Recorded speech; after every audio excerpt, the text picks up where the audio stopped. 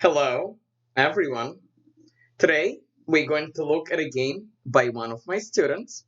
His name is Joshua, and we're looking at this game for two reasons. One, it was his birthday yesterday, so happy birthday. Second, this was a very good game where we see the importance of middle games and how to play in the middle game. And let's take a look at this game. Joshua played against an opponent who is actually quite good. The time control was 15 minutes with a 10-second increment. So this was a fairly high level game. Let's take a look. d4, d5, knight f3, knight f6, normal chess, e3. White locks in the bishop, but it's not the end of the world because a lot of the time the bishop can come in this way, or sometimes white can prepare e4. Joshua challenges the center, and so does white. And Joshua decides to take. White can take back either with a pawn or the knight. Taking with the queen is not recommended because black will gain time on that queen. Tempo is very important in chess. White takes with a pawn, and Joshua decides to play e6. And there is a very important idea which needs to be known, the idea of tempo. Black can take right away, giving white an isolated pawn, but then white can take back in one move. So a lot of the time, black waits to have white move the bishop, and only then take, so that white spends an extra move to get this pawn. And vice versa, white sometimes does not touch this bishop until black takes, so that white can take in one move. In chess, tempo is important. If you can do something in one move instead of two, usually it's a good idea to do it in one move. So Joshua plays e6, which is a good move, and white plays bishop d3, which is okay, it's not a mistake. But to get back to our discussion, it might have made more sense for white to play something like knight c3. And just wait and not touch this bishop just yet. At any rate, white developed the bishop. Joshua developed the knight, knight c6. He could have also taken right away, but he decided not to. And white plays b3. Because white is under wrong impression that if black takes, white can take back with the pawn. Joshua checks, which is not bad. Get ready to castle. White blocks. And now Joshua decides to take. And this is the problem. This is the problem for white. If white takes with a pawn, black will simply win this pawn. He'll trade here first because he would like to take, but his knight needs to defend the bishop, so he'll trade the bishop first. After white takes back, he'll take here. Okay, this is why white took back with the bishop. And Joshua, for the time being, retreats. And so he accomplished what he wanted. If you look at white's pieces, they actually don't make so much sense. This pawn is isolated. This pawn was moved here in order to fianchetto, but this bishop is here. So white piece is a little bit misplaced. Black, well, this bishop is also not great. So let's see how both sides deal with those problems.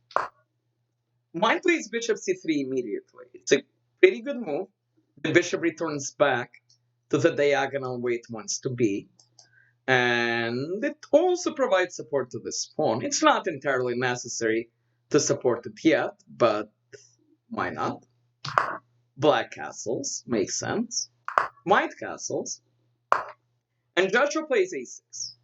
Because Joshua wants to solve the problem of this bishop, and he cannot play this way, so a lot of the time he can play b5 and bishop here. Now, having said that, white can try to play a4. a4 would make b5 impossible. It would give up control with this square, that's a minor downside, but it might be worth it to do that. Instead, white played bishop here, which is not entirely necessary. Uh, White likes to have a bishop being fianchettoed, but this knight is still not in the game. This rook is still not in the game. So white has spent quite a bit of time on this adventure. This is important. Moves, um, moves matter. Time matters. If you can do something in one move, don't do it in two moves. If you waste time doing something, that's the time which you will not be able to use on something else. b5, as expected. The bishop drops back. Bishop b7. Okay, this bishop just became good. White develops the knight. This is why white moves the bishop, but white could have, of course, figured out a different way to develop that knight. Rook c8, all the pieces are coming in. Rook c1, same thing.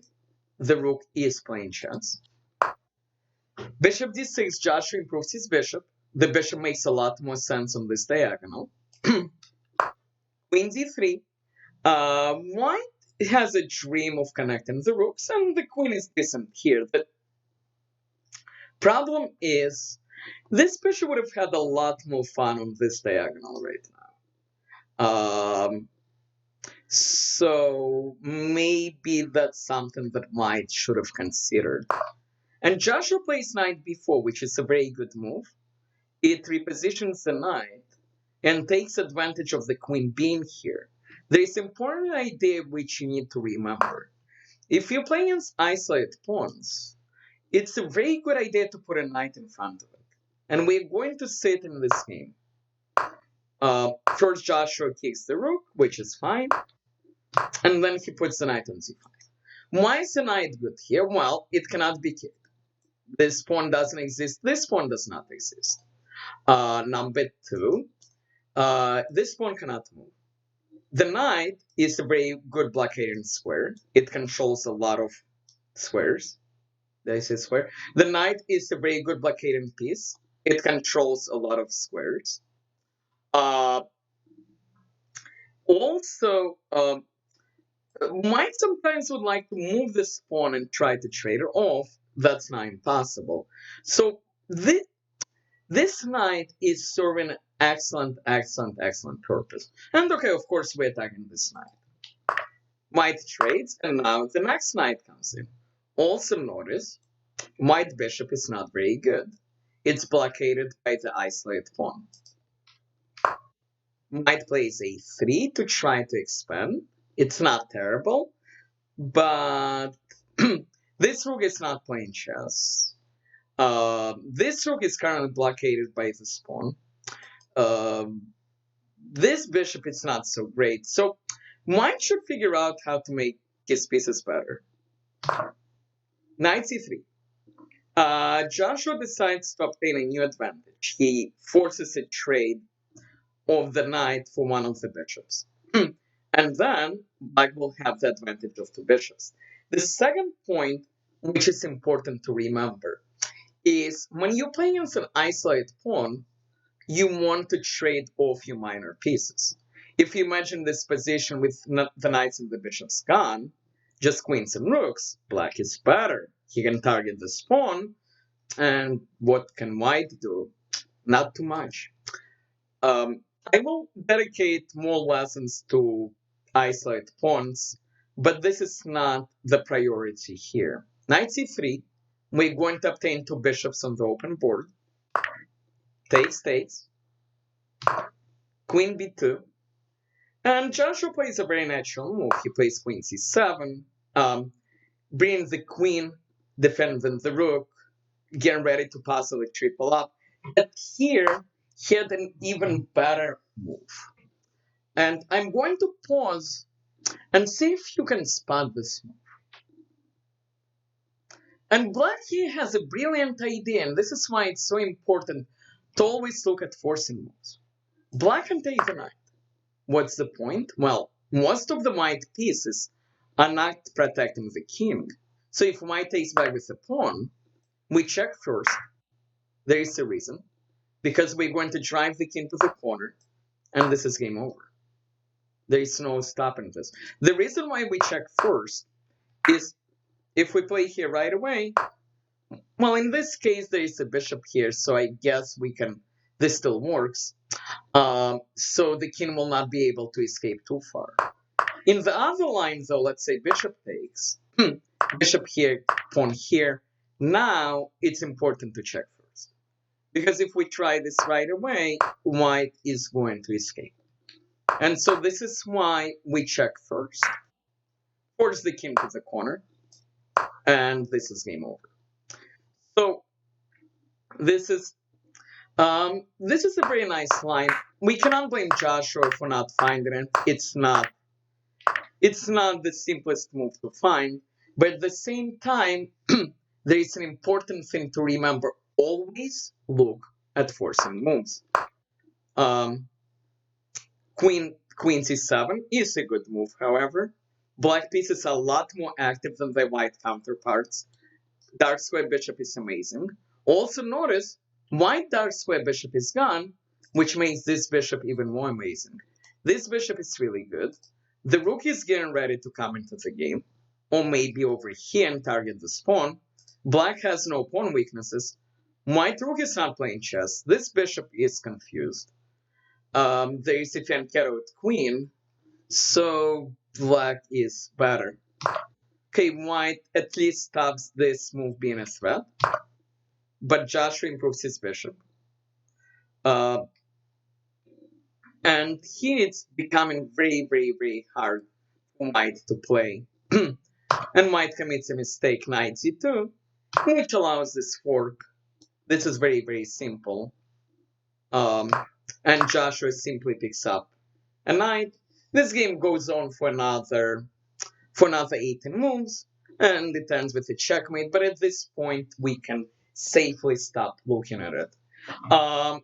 Several lessons from this game that I want you to remember. Every move matters. You don't want to waste time.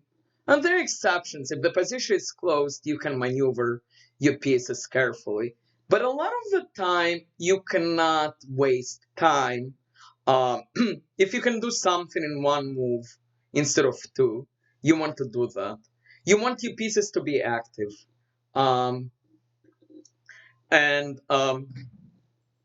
This game is a very, very good demonstration of how to play middle games, how to work, how to go about piece activity. So great job to Joshua. Happy birthday. Keep playing, keep getting better, and I look forward to many more successes from you. Thank you for watching, and I'll be back soon. Thank you.